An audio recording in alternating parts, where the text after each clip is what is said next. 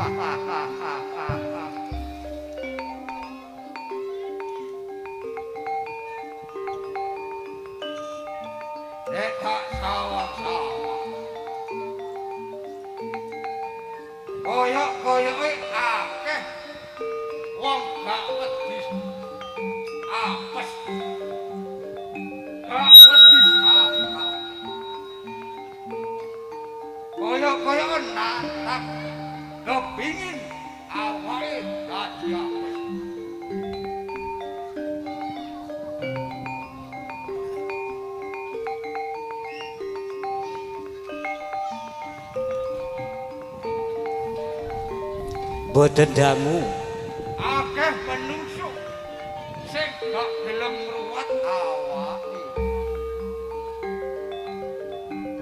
Dayan akeh wong gak gelem ngruwat awake. Aku yo tambah enak. Panganan akeh sing tak dak kok akeh.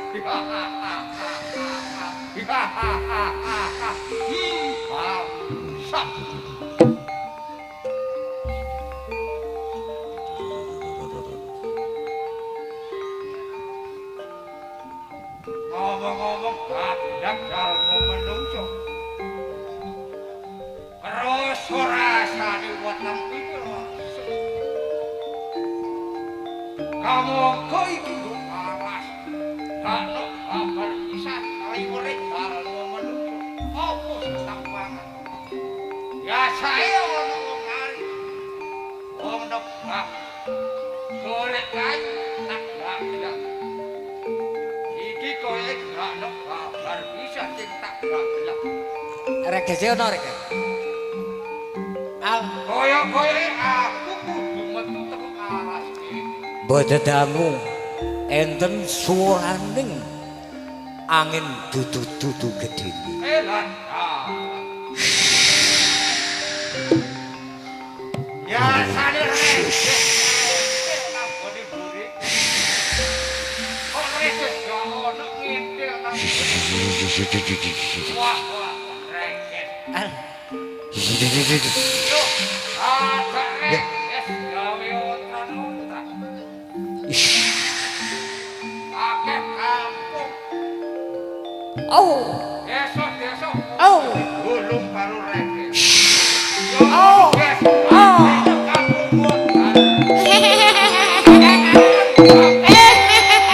Ojo trimo omahe sing kok gulung, Des.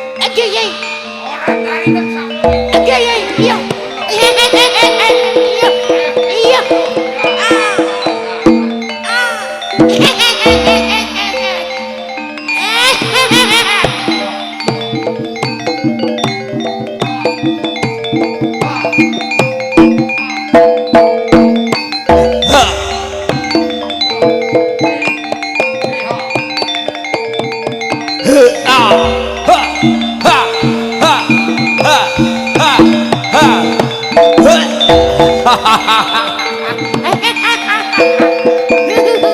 Ya. Yai. Awakmu biasa ngene nang buri. Iki. Aku mah ketolak oleh gak ono. Dadak awakmu gawe gono-gono. Yai. Ulung kampung. Kok ora tarikno omahe. Kalmo manusia yo aku sing Iki yai. Heeh, iya. Iya. yo not kalau manusia. Iya, iya. Kalmo. Iya. Yai, aku soalnya lahirku ora di Karno. Yo, Aku lahirku di Sepulosoro yai.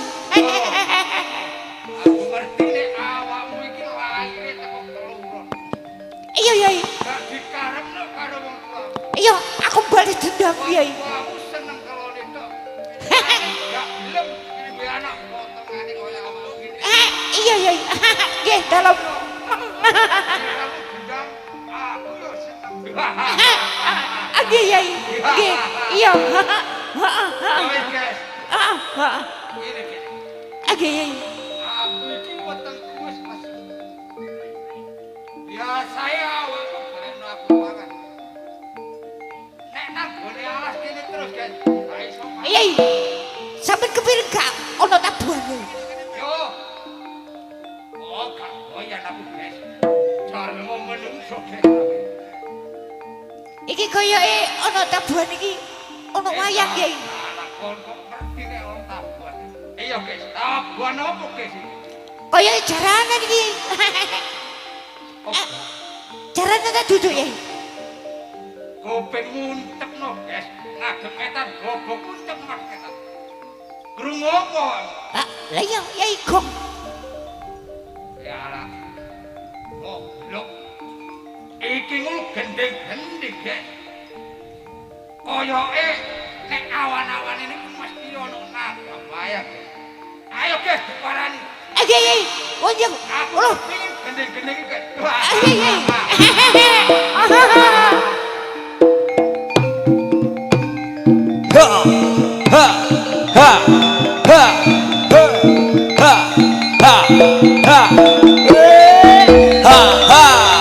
ha ha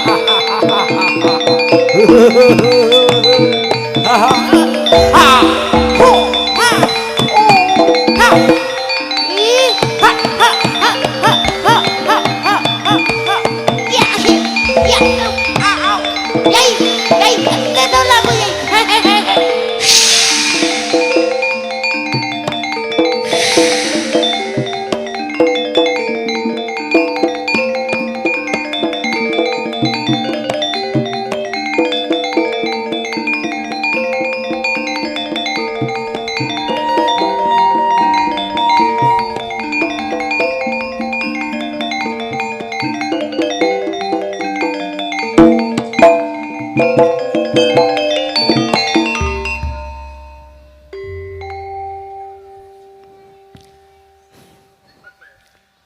Biasane acara ruwat wonten kene papan dunung pundi kemawon tansah wonten nggih menika kala utawi Bathara Kala.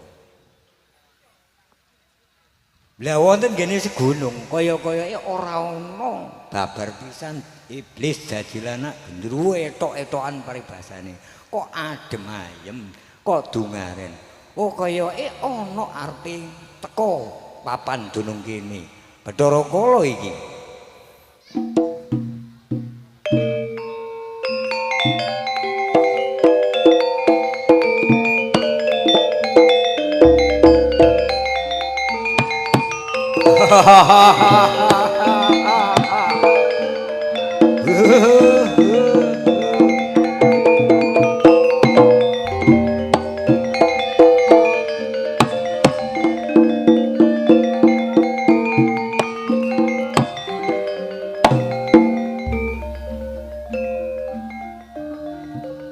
Iki kayake ana tamu tan kena undang.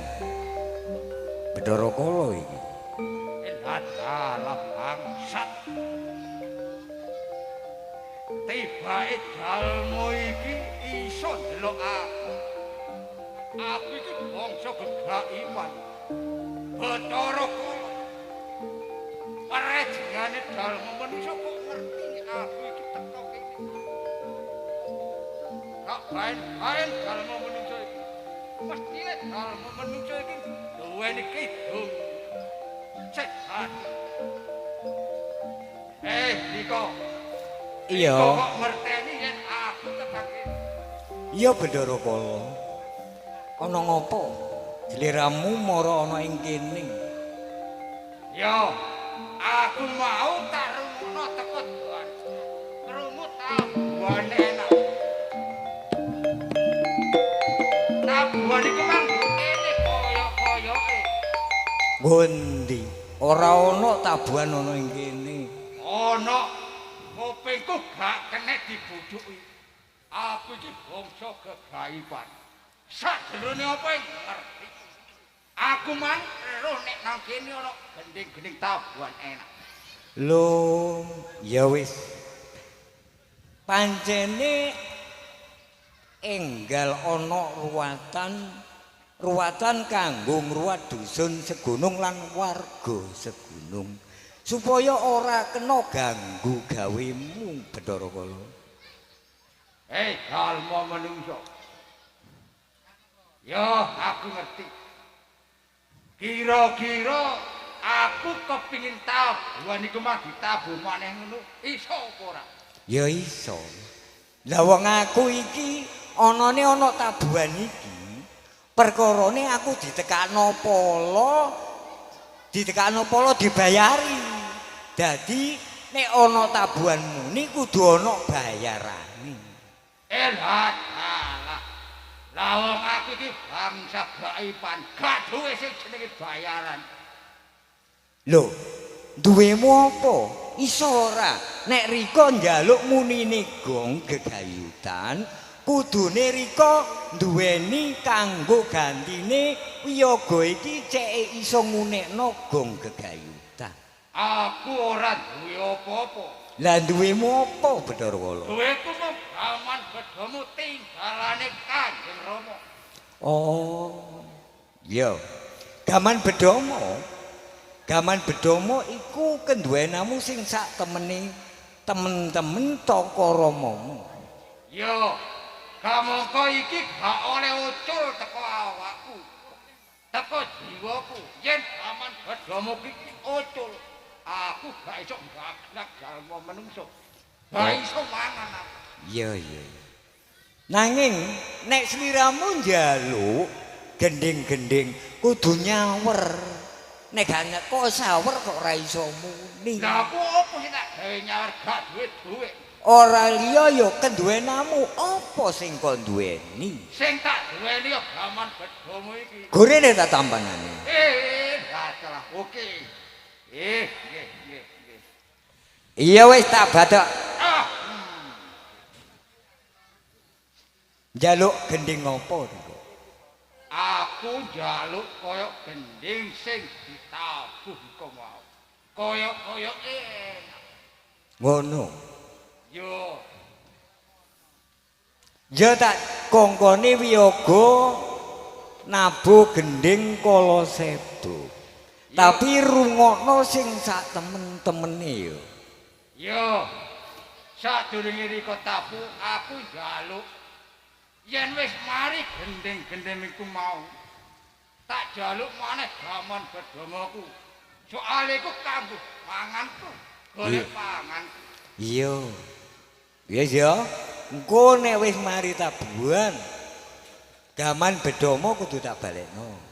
Yo wis. Iya. Wis, saiki tabun gending-gending. Aku kepengin ngrungokno. Ayo. Wiyaga tabono gending kala sebu. Monggo.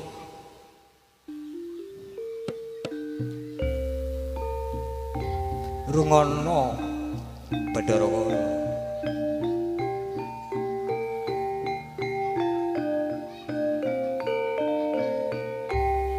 Dalang saunining gending dalang sejati dedonga wirid jati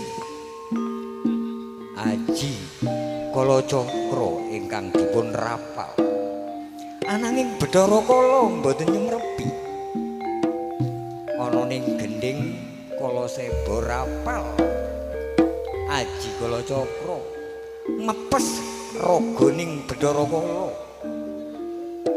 saya suwe saya ngantuk Bathara Kala saya suwe saya lemes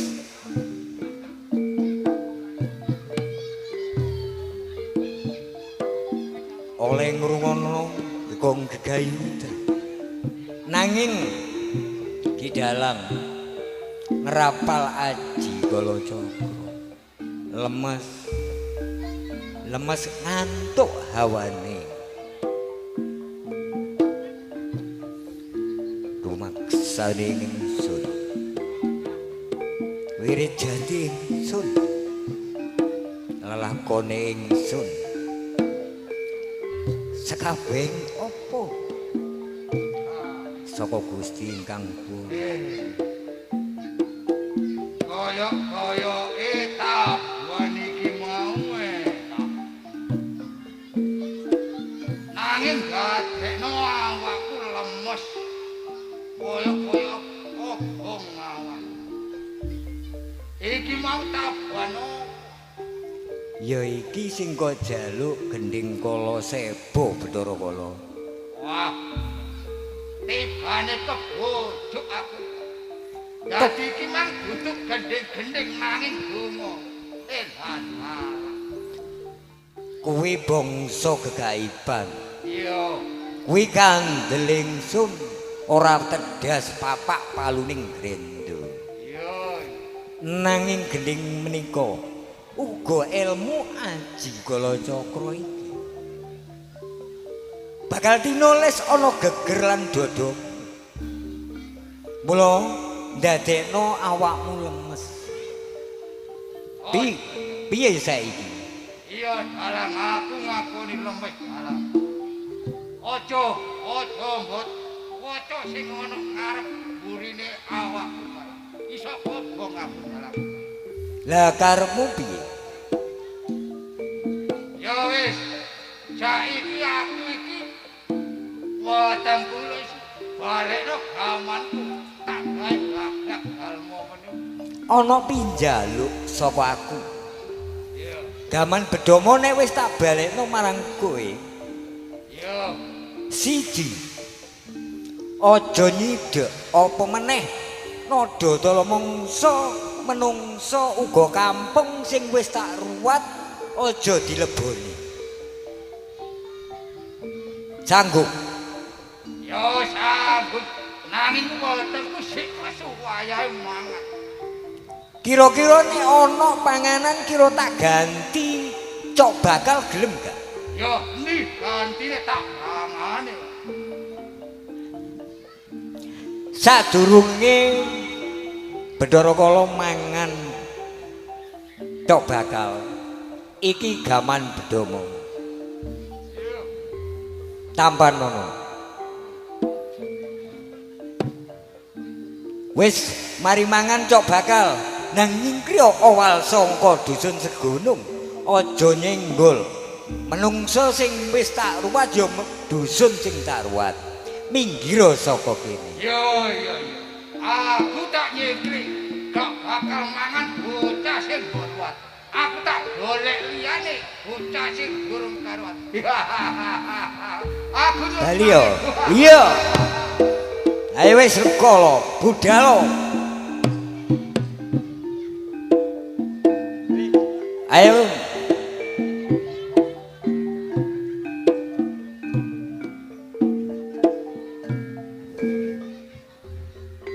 koncat kacite cerita Bathara Kala sampun awal saking tlatah lan dusun segunung medal saking dusun segunung bakal aman tetanduran dadi kabeh pepanenan sampun diraosaken subur makmur Mula menika nginjak acara ingkang nomor kalih nggih menika acara cerita asal usule dusun Segunung ugi sumur beji.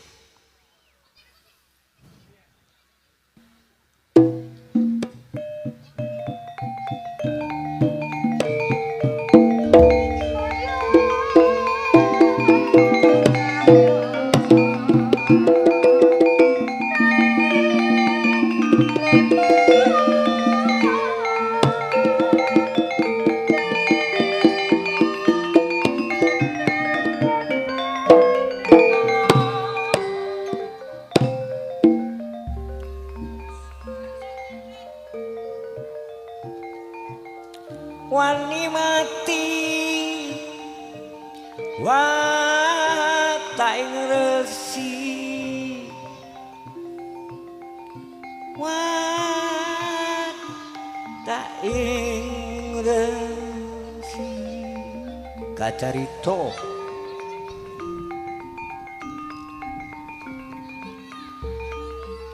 Prabu Basuketi isi jaman purbakala tasih rupa alas mlegedhet peteng dedet lelimengan alas menika samaring samar gaibing gaib dene abot-abote kang utus perkawis putra tiga ingkang dereng dipun ruwat putranipun Prabu Basuketi ingkang paring asma Sinta, ingkang paring asma Suma, ingkang paring asma Wuku. Tiga-tigane menika estri, bocah pangruwat tapi dereng dipun ruwat.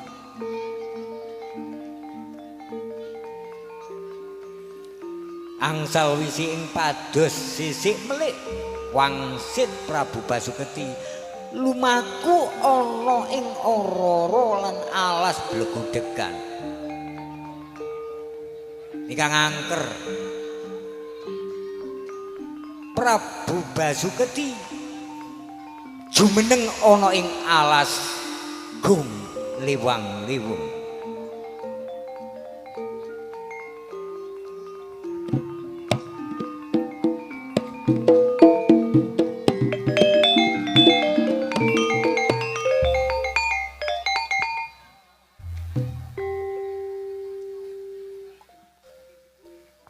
Duh Gusti kang akarya jagat bot abote nganti tak lakoni nang nggone alas kene gung wang-wung ora ana apa-apa ana ing wit-witan merga ngreksa putriku kang arane Sinta Suma lan Wuku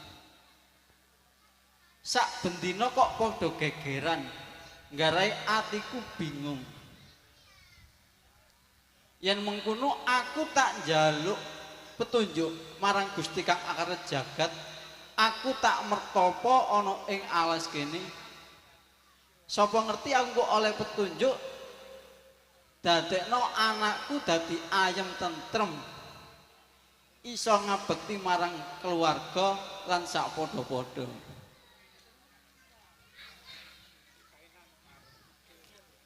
Prabu Basuketi kencenge penggalih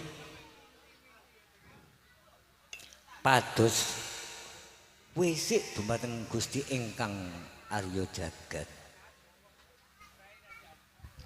madhep mantep sendakep asta tunggal mandeng pucuking grana bucak-bucuk grana iku ngrapal aji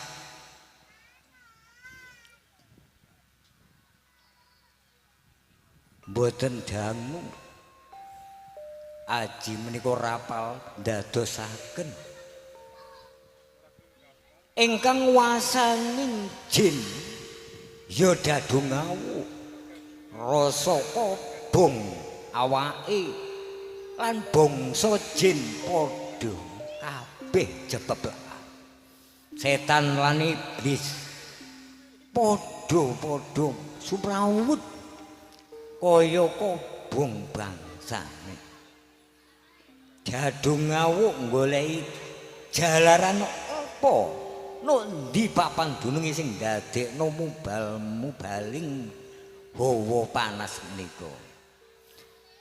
Mula menika Dadung ngawuk langsung ngadep wonten alas menika. Dadung awuk medal madosi sumber panase ana bangsane.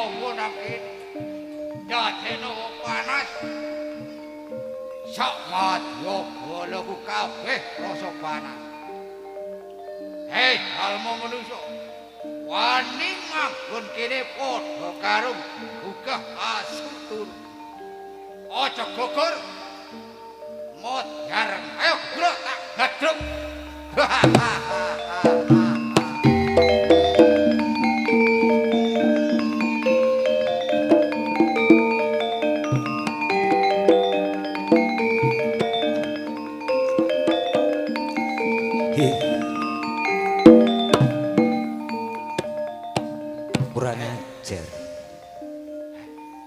Anggonku Tapa Brata ana bangsa apa iki sing gugurna aku? Hei, Riko. Jalma menungso. Iya. Nek kenek tak elingno nyingkriya teko papan panggonanku. Iki papan panggonane sak madya kabeh. Rumangsa keganggu, bangsa kegaiban. Nyingkriya. Mangko dhisik. Anggonku Tapa ana ing kene. Aku ora duweni keningatan ganggu gawe. Ora duweni keningatan gugah Riko. Riko sapa jenenge? Ya aku iki bangsa kegaiban Dadung ngawuk sing manggon ana alas kene. Ya tlatah kene iki. Lah nek Dadung ngawuk kok kaya buta. Riko iku sapa? Yo, jadi anak ya potongane kaya aku ngene. Wis gak karu-karuan. Iya. Anggonku ana kening Tapa adoh sangka kampungku. Mergo aku ana gawe Bathara Kala. Aku gak ngurus. Wah, Riko, awakmu duwe gawe, wah anakmu modar. Aku gak ngurus. Gelem gak gelem nyingkriya iki panggonanku. Nyingkriya saka alas. Mangko dhisik. Anggonku Tapa Brata. Durung ana wansit, durung ana wisik. Riko wis gugurna. Lah nek Riko wis gugurna, padha karo nantang. Ya iku sing tak enteni. Ben aku cepet nang minggat saka kene.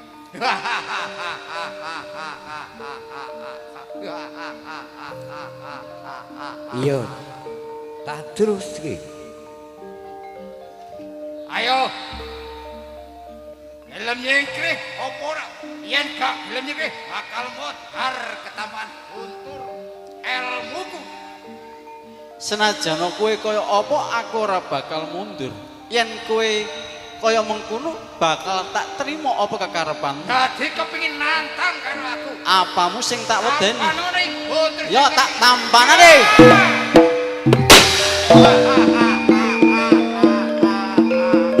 Ya.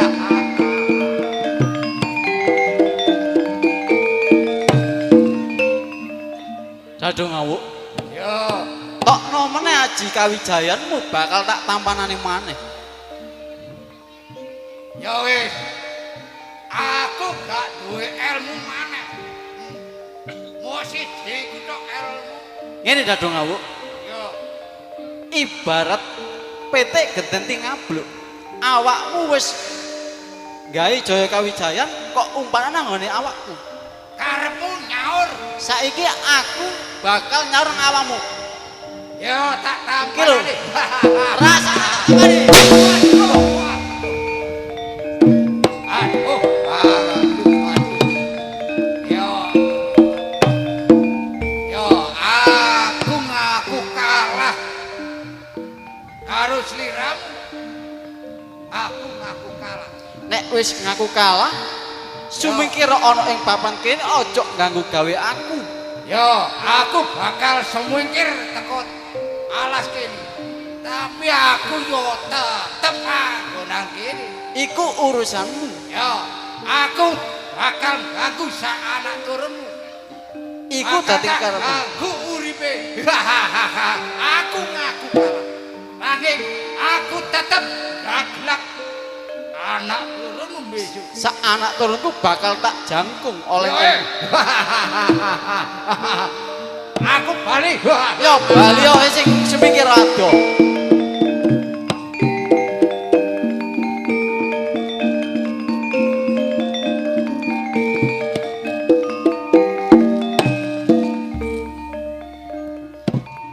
Dadak ana pawongan rajane demit ganggu gawe aku. Kira-kira iki ana apa maneh kok hawane kok kaya ngene.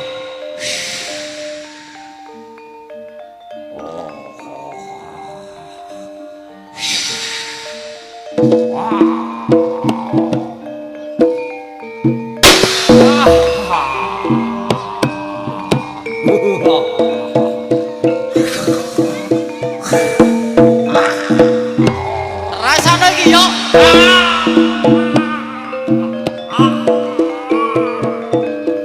Loh, ora mempan. Aku macan kumbang. Hei macan kumbang. Yen Guru.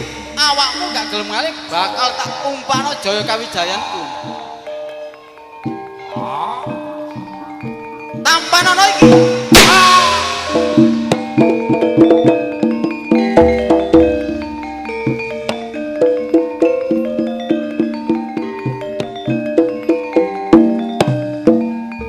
Ladalah sasirnaning macan kumbang awujud kendit ireng.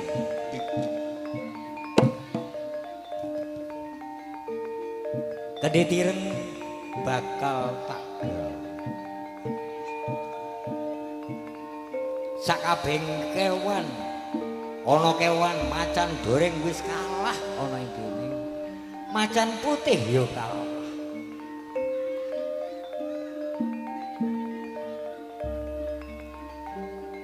Prabu Basuketi sampun babat alas nglawan Jin Jalilan. Uga panguwasaning alas wonten ing ingkang macan putih dados selendang putih. Ingkang macan ireng macan kumbang dados kendi. Ingkang macan doreng dados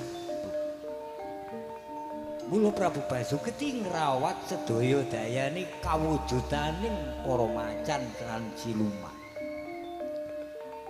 Sumangga Prabu Basuketi sampuning geger wonten setunggaling para resi. Boten dangu ana resi Nggih menika Kang Sarono, Mbah Sarono.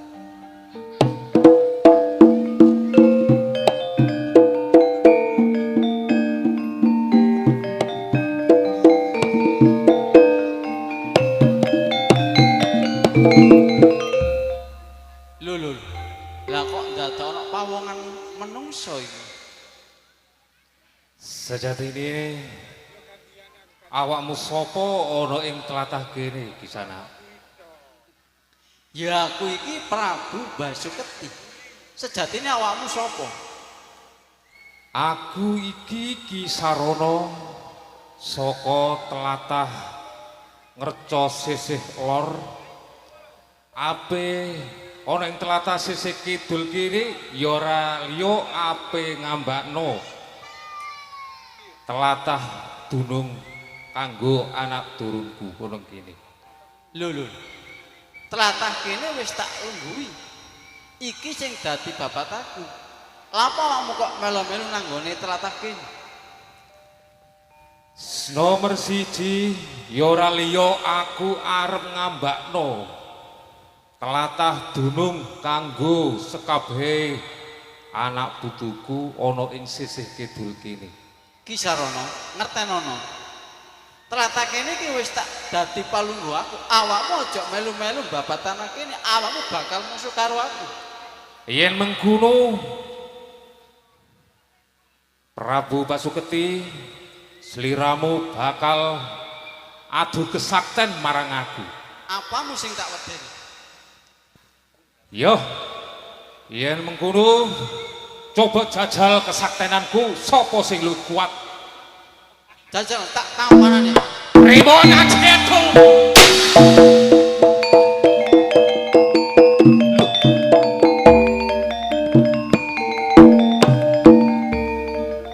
Wong sakmono iku ilmumu.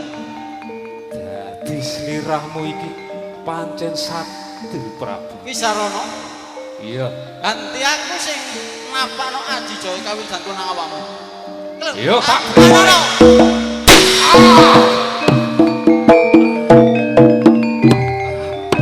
Aduh. Prabu Basuketi. Eyang kula ngakoni kalah. Kula nyuwun sepuro dhateng panjenengan Eyang Prabu Basuketi. Iya. Wis Kula Eyang ugi panjenengan purun dadosaken kula murid panjenengan Eyang. ngene Ki Sarono, jajal ngeteko sik. Nggih Eyang, matur suwun.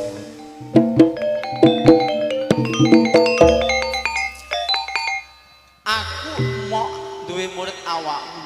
Luwih becik awak dhewe ayo seduluran. Nggih Eyang. Nderekaken. Ngene Ki Sarono, Nggih. aku nang papan kene iku ngreksa awakku mertapa njaluk petunjuke Gusti Kang Akara Jagat. Nggih. Kinten-kinten panjenengan wonten Paseban mriki wonten reribet napa kok sajake kula tingali panjenengan wonten tlatah mriki tebih-tebih ngantos wonten alas mriki badhe mbabah. Sejatine wonten napa ya? Ngene Ki Sarono, aku duwe rirebetan ya ora liya anakku.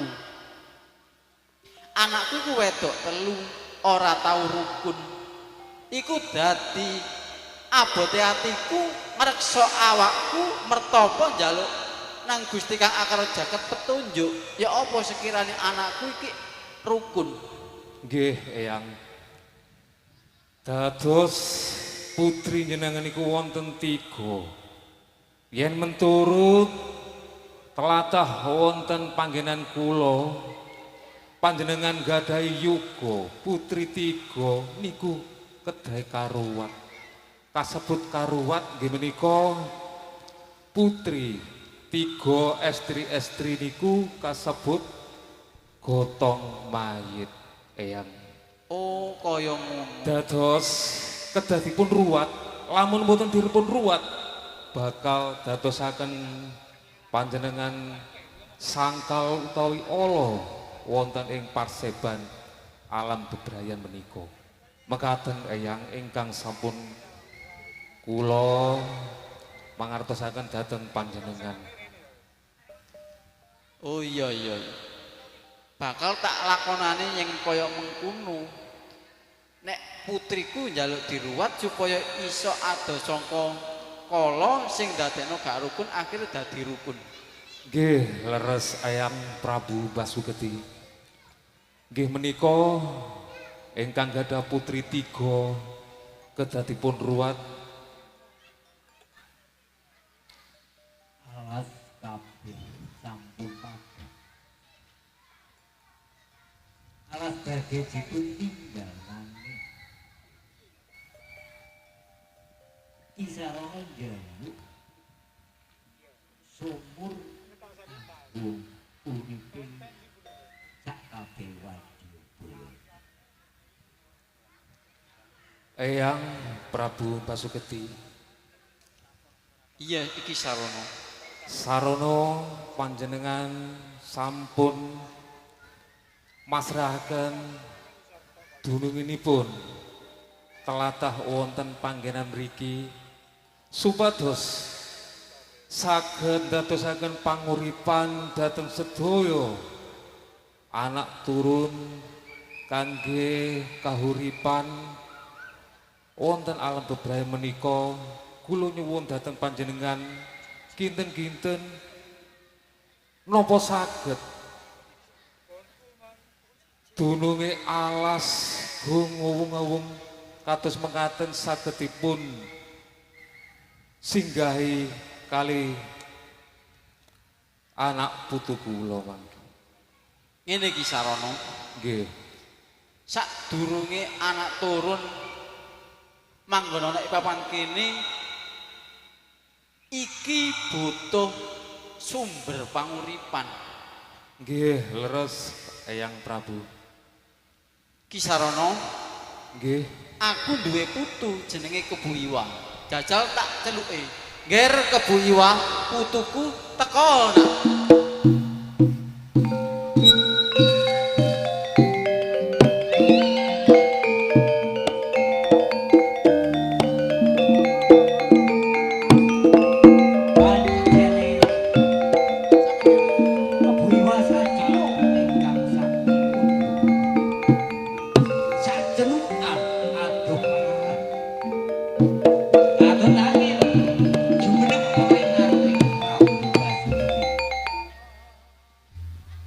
Pangestu dawuh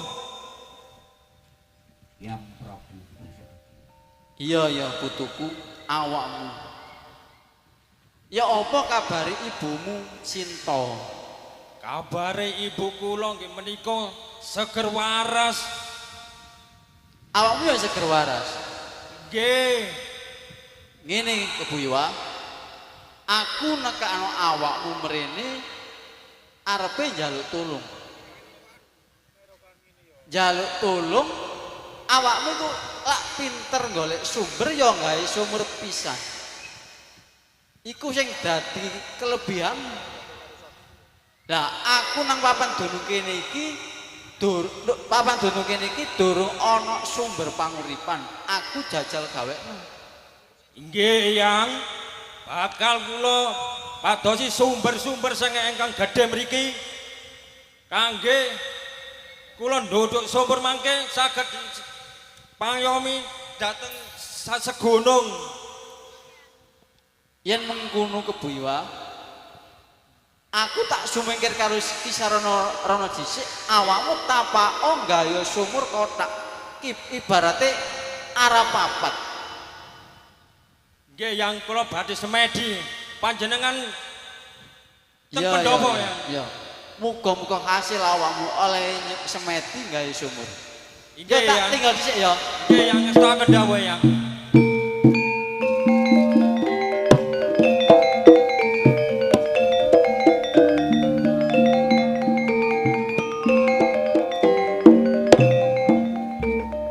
Sesampune Prabu Basuketi sumingkir ana ing ngajenge Kebu Iwa. Ugi Kisarana semingkir ana ngajenge Kebo Iwa. Kebo Iwa sendakep asta tunggal. Ngerapal aji lipat bumi ambles ana ing bumi pados sumber ingkang ageng supaya besok iso nguripi sak kabeh menungso ing manggon ana kene.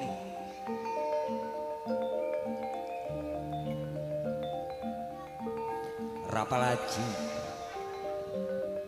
Jaya Kawijaya medhek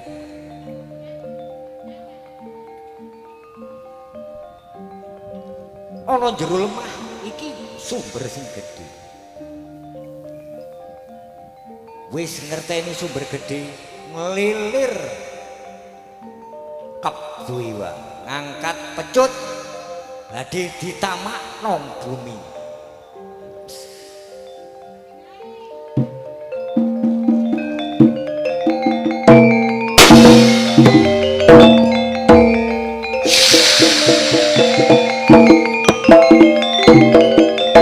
Eyang yo aku iki sing diarani Kebo Iwa. Yo Kebo Iwa sing gawe sumur kotak nang nggone beci kene iki. Sumur beci iki sing kena digawe ngayomi wong sak segonong. Ya panguripane wong sak segonong. Mula para petani nek kepengin makmur ngasuwa nang nggone sumur beci kene iki. Supaya tanamane sing apik. Para pedagang yang ngono. Nek kepengin dagangane laris ngasuwa banyu nang nggone beji kene iki. Sing rondo-rondo yang ngono. Nek kepengin ndang payu ngasuwa banyu nang beji kene iki. Eyang sabdane Kebo Iwa dumadi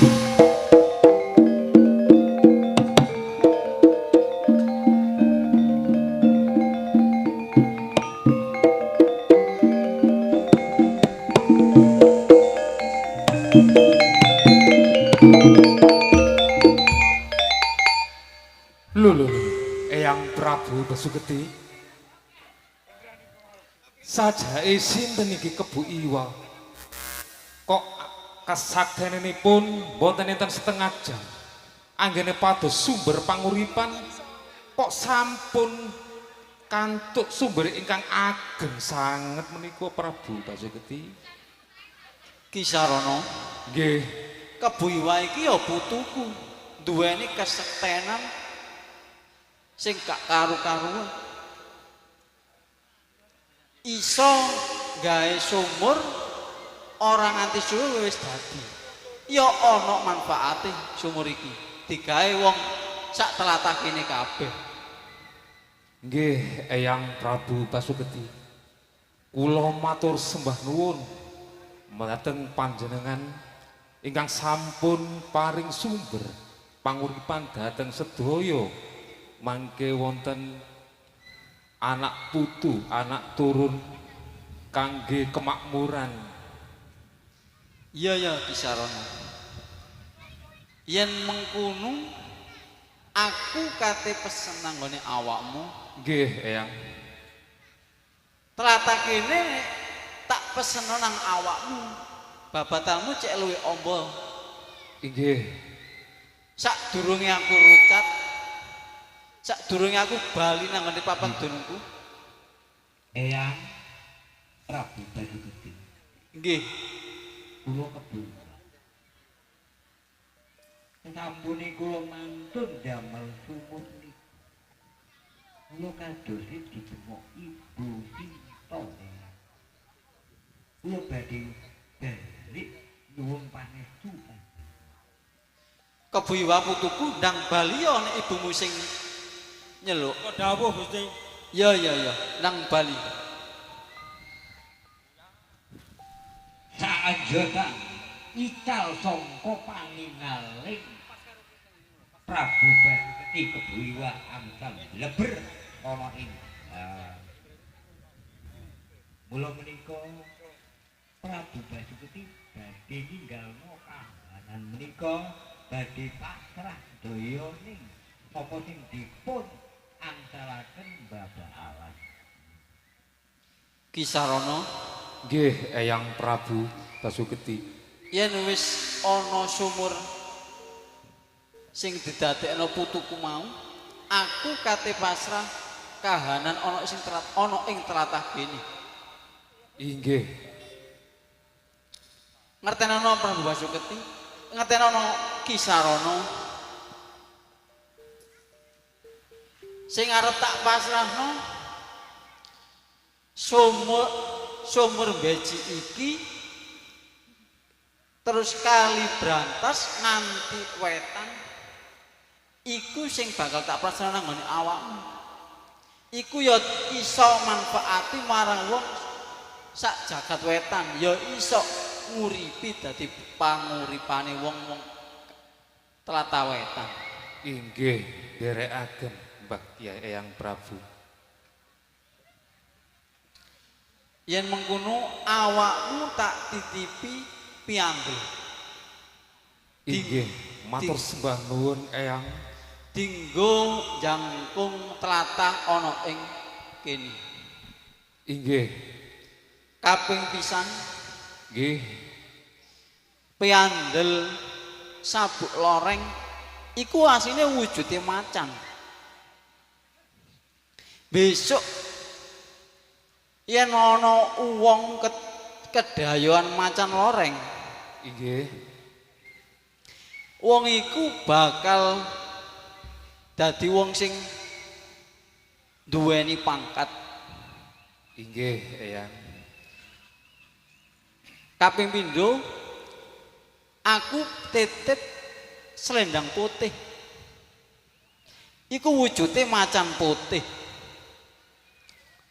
Besok ana ing rejane jaman yen ana omah kedayuan macan putih, wong iku bakal nduweni derajat lan pangkat. Inggih, Eyang. Kaping telu selendang ireng. Iku wujude macan ireng. Besok ana rejane jaman ana ing tlatah kene nek mutune macan ireng iku ana wahaya bakebluk. Wahaya ana ing tetanduran lan sak liya-liyanipun. Inggih, Eyang. Kisarana sadurunge aku bali, Nggih. tampan ana iki. Nggih, Eyang kula trami. Piyantunipun ugi kula matur sembah nuwun dhateng panjenengan Eyang. Wis tak tanggil tak tinggal Inggih, bali Eyang. dhisik. Tutukno anggonmu babat tanah alas kene. Nggih, Eyang. Nanging Eyang kula ugi nyuwun ngapunten kangge terusaken Bapak wonten tlatah wonten mriki. Kula nedhi tulung dhateng panjenengan. Panjenengan paringi kula batur kangge terusaken anggenipun Bapak alas wonten tlatah dosa mriku. Oh, yen penjalukanmu kaya ngono bakal Nggih. tak celukno. Nggih, matur sembah nuwun Eyang. Iya iya. Aku tak bali sik, engko bakal tak celukno bature. Nggih, Eyang, matur sembah nuwun Eyang.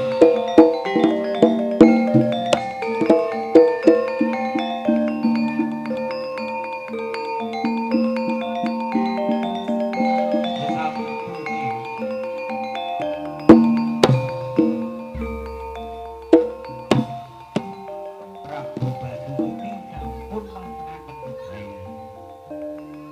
Pasrah sumur ugi pasrah. Kali brantas nang sumber saking Gunung Semeru, Gunung Penanggungan, Gunung Anjasmara uga Gunung Kelut. Nunggal dadi siji bakal nguripi tlatah wetanan. Sakrale Kali Brantas dijogo kalian Resi Kisarana supados banjur dipun rusui kalian Mahesasura. Mahesasura ingkang saged mlebet marang Complung, Blalak mangkene ana kintire blalak lan cumplung no brantas bakal maisa sura ngamuk ana ing jagat wetak. Sampune dipun pasrahaken pembantu saking Prabu Basuketi minggah ana ing kahanan menika. Sumangga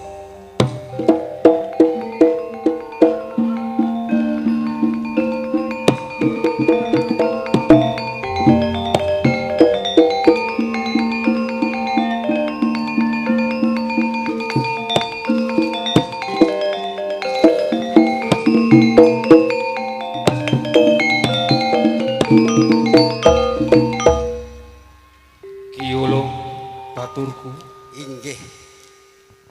mekaten Ki Ulung. Nggih, wonten menapa kira? Kula sampun dipun titah kalian Eyang Prabu Basuguti. Nggih. Nggih menika nerusaken anggenipun babah alas wonten ing tlatah mriki. Dados kula nyuwun kalih sampeyan kangge bantu kula nerusaken babah ana ing tlatah dunung mriki. Nggih. Mula Ki Ulung Inggih. panjenengan kula paringi piyantu minangka sabuk nggih arupa dipun paringaken kula. nggih sampeyan terami Ki Ulung. Nggih, kula putrami. Piandel menika arupa awujud macan putih ingkang tiyang sinten mawon ingkang sampun dipun panggi kalih macan putih menika nggih menika tiyang niku ingkang saged pinaringan pangkat ugi ananing wonten piandel saking Slendang awujude macan ireng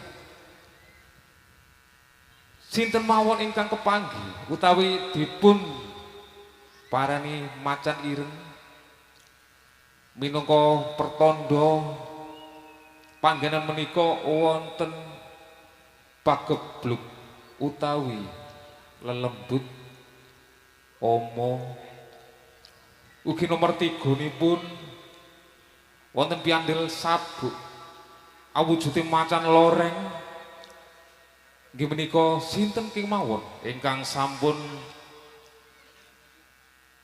kepanggihan kalian macan loreng nggih menika tiyang menika badhe pinaringan derajat ugi pangkat.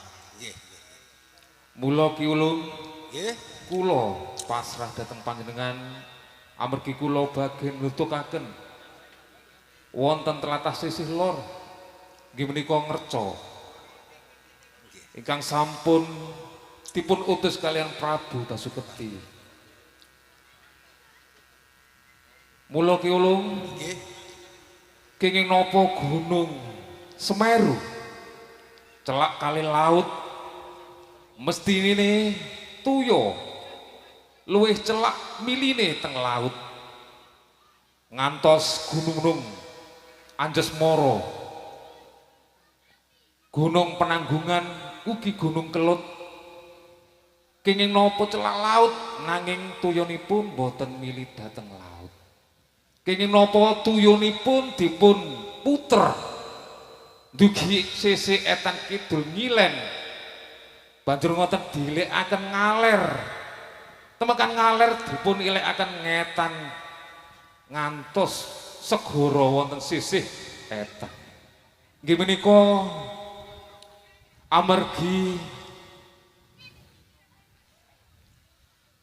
amargi sedaya niku amargi kawelesane Gusti ingkang murbeng dumadi kangge kahuripan sedayanipun anak turun ingkang wonten ing pangseban papan dununge menika Ki Ulung. Mula Ki Ulung panjenengan kula pasrahi piandel niki supados panjenengan saged ngemban amanah saking Prabu Basuketi menika Eyang. Ki Ulung. Mugi-mugi mawon. Satenipun kula dhateng mangkat wonten Ngreca. Kula nyuwun pamit dhateng panjenengan Ki Ulung. Yen mangkaten kula nyuwun pamit. Monggo-monggo kula dherekaken Ki Sarana.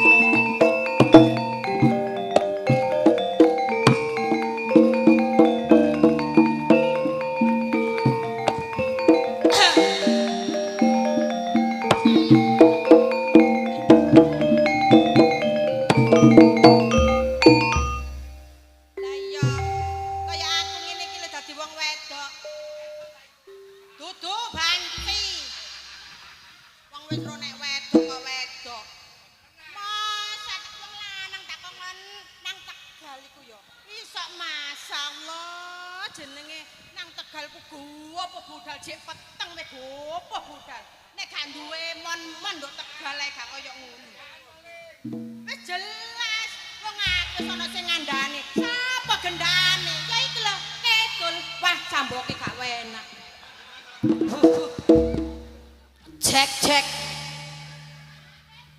Lah gendane iki lho. Ya mau Ina, Andriana iki lho. Ya iku. Aku iki wis dikandani wong tangga-tanggaku kabeh wis. Mangkane tak kei bondo Tegal sakmene. Gak nok rupane, sukete pancet jemberung kaya brengose ngono. Ngono wong wedok dilokno kemalan cocot. Gak nyocot ya apa? Wong jane kaya ngono, wis rupane kaya garangan. Aku iki sok gregeten ngrasakno wong lanang siji iki sokan. Ngene kok nek teko senengane maido aku. Arek nyulek ae motone.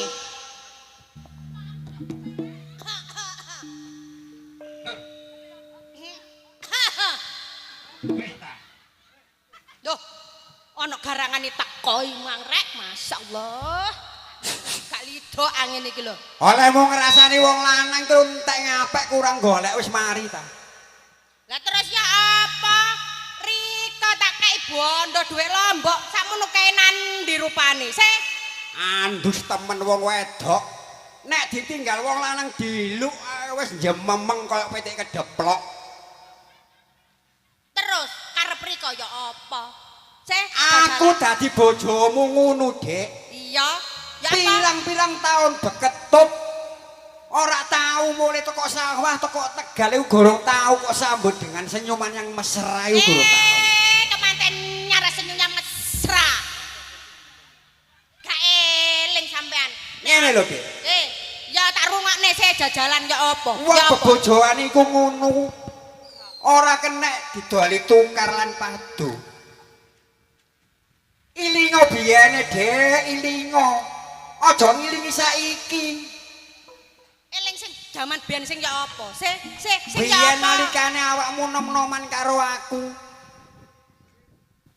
Eling sih awakmu tak jak nonton campur sari sabda budaya kan jek eling sih awakmu iku. Ya jek eling ta lah. Lah iya ngono kok maido aku. Sing pimpinane Bapak Trobo Sukamto Iya. iku aku ya eling nek Kon iku. Kon tak goncet nggawa sepeda pancal sepedahe Pak Imo iku. Sing medale sisian iki lho. Ya, Kok nek eling sih? Jek. Tak goncet nonton campur sari. Iya, migale sisian sadele jengat ngene Awakmu roh. Tak goncet awakmu roh nek katene aku kejeglok oleh wong elingno aku ya apa, Dek, mesrane. Hati-hati Mas, ora jeglok. Ya nang kenggantengen Rika iku. Nojo nemu tuweke iki. Wingi tak goncet tak jak ramban yuyu ning buritan. Kejeglok titike kono wis wani jomblo-jomblono aku. Olehku ngono iku, Rika iku lho bojone ana bathuk klemis iku gak kenekan ngono lho. Apa meneh nek kepethuk bojone sendikat bebek. Wah yo gayane iku lho. Sing bojone sing duwe sendikat bebek jenenge Bu Enok. Aduh, masalah. Ngene lho, ngene. Kok iso Aku iki mang teko Tegal. Jublang Buntung, lore Mbak langsung nang Mujur Kidul. Temenan Riko Iya. iku temenan. Antamake gendhiaan ngono ta. Iki ana sing ngomong lho, Riko iku ambek Andriana alias Yumo Ina lho. Ya apa? Ya apa katene? Wes, Ayo, ngene lho, Dek. ngomong Ngene, apa ngene. Riko? Rungokno. Terus duwe kabeh sakmono kae iku mang sampean kekno Yumo Ina. Ngono ah. Wis. Niate awak dhewe iki rumah tangga ya wis suwe. Ya wis padha tuweke. Ya wis padha tukluke. Wong rumah tangga ngono ora kenek didoli tukar lan padu, Dik. Tak kandhani. Ya wis bunga susah iki ayo dilakoni. Ngono lho. Ngono ah, Kang. Mengko dirungokno tangga teparo iku ya ora pantes. Oh, iya. Luwe-luwe awak dhewe iki duwe pembantu. Lah iki engko nek awak dhewe gegeran krungu pembantumu. Padha karo nguruki pembantumu, Dik. Iya Ngono Kang, lho. iya. Ya ngene Kang, aku ya sepurane nek ngelono sampean kaya ngono iku mang Iya. Kang. Ngono Rumah lho. samu gak bedodok dodokku kalau nang ngene. Oh alah, sak piro Kang bedodoke mang Wis, Kang? iki mang sedina iki mang aku kait mulih wayah sore iki mau. Kok ora ketok pembantumu? Ning endi iki, Mang? Ya ndok mburi Kang kora-kora. Kok ngontrene? Kate lapo maneh wong arek prejengane ya kaya ngono. Gus, Agus, wendarene Gus. Wendarene.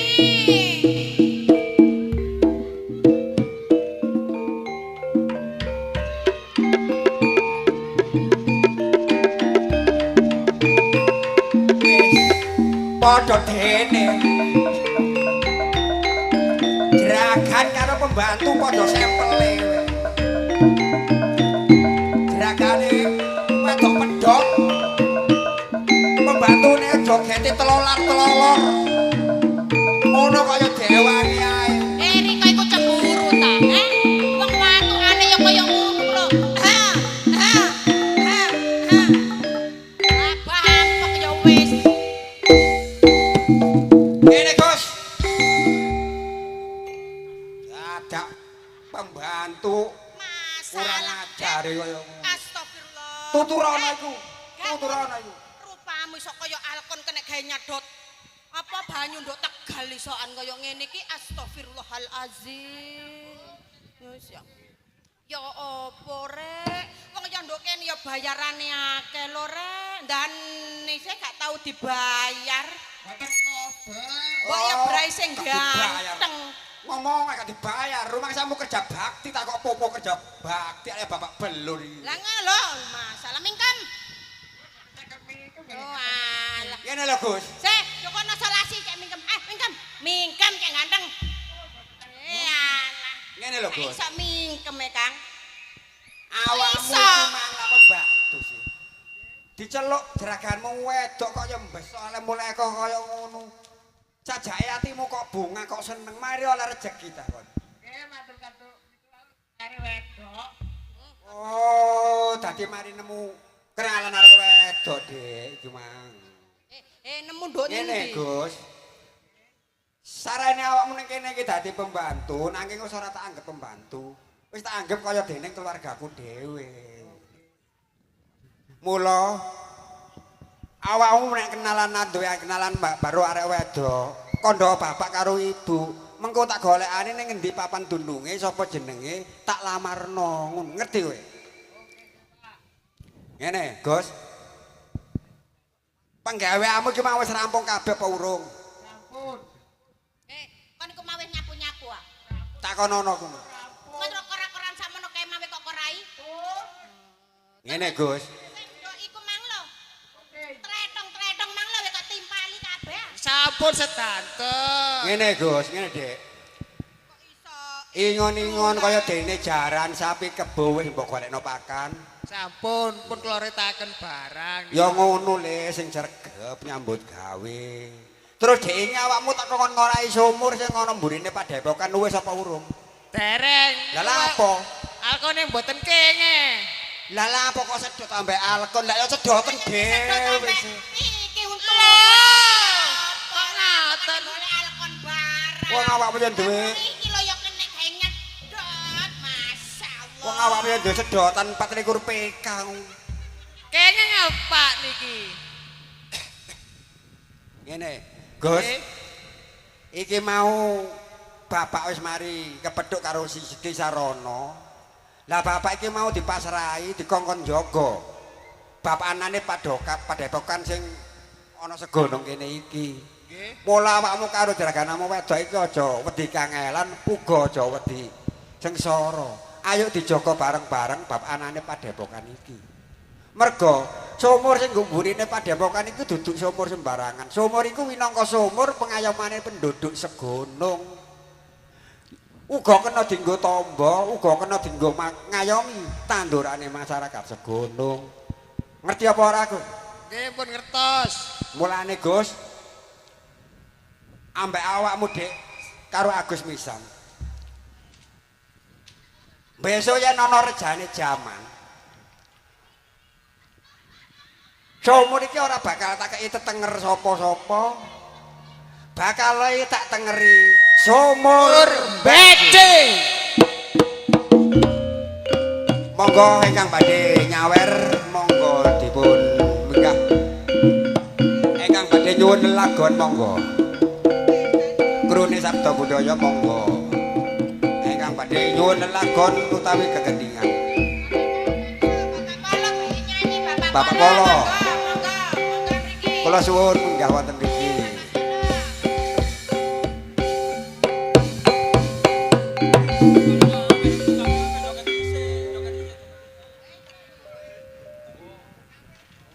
Halo. Sakwise halo.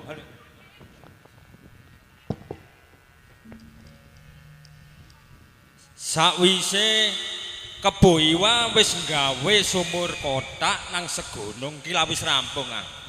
Ayo njaluk gending sate Bangil. Ayo ayo. Ayo kumpul ayo.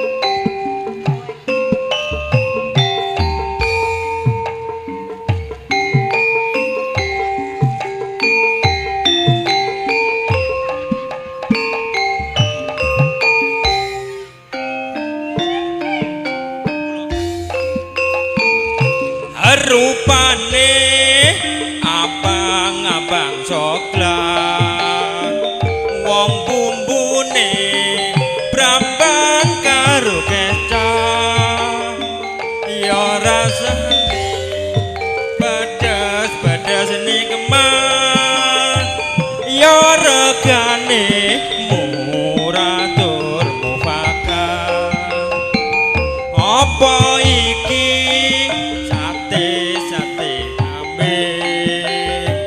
ana ngendi ana ing kuthane kutha ngendi kutha Bangil kang kondang kaloko satene sate kambing.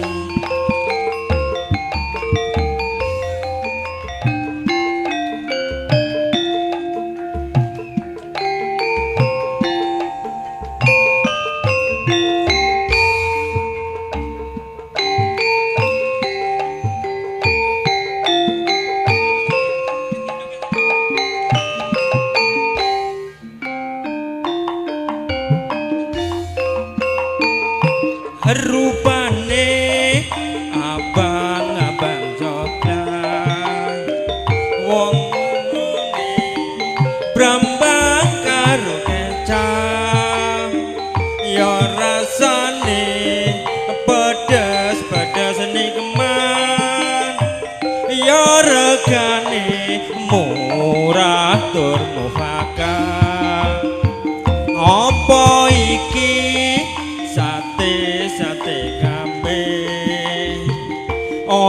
ngendi ana ing kuthane kutha ngendi kutha mangil kang kondang kaloko satene sate kambing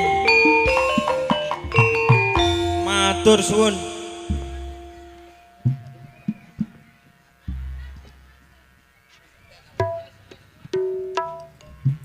Hadirin Bapak Ibu Saudara yang berbahagia, khususnya warga yang ada di kawasan Dusun Segunung, pada hari ini panjenengan telah melaksanakan sebuah acara ruah dusun atau ruwatan dusun yang pada hari ini kita laksanakan bersama.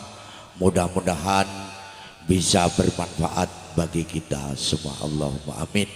Bapak Ibu Saudara, ruwatan tadi telah dipersembahkan oleh Padepokan Sabda Budaya ingkang dipun wengku dening Bapak Turbo Sukamto, dan pada malam hari nanti sesi hiburan dari Rumah Dusun Segunung akan dimeriahkan oleh Campur Sari Margo Budaya. Matur sembah nuwun.